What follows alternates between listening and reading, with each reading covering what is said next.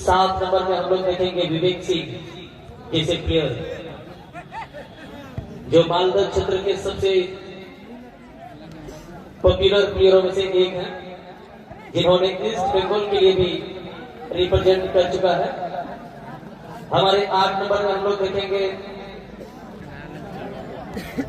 8 number में एंटोनी सोरेन, इन्होंने भी ईस्ट बंगाल को रिप्रेजेंट कर चुके हैं। 4 नंबर में हम लोग देखेंगे फुलचंद हेम्ब्रम, जिन्होंने मोहम्मदन क्लब और संतोष ट्रॉफी जैसे मैच को खेलने का अनुभव रखते हैं।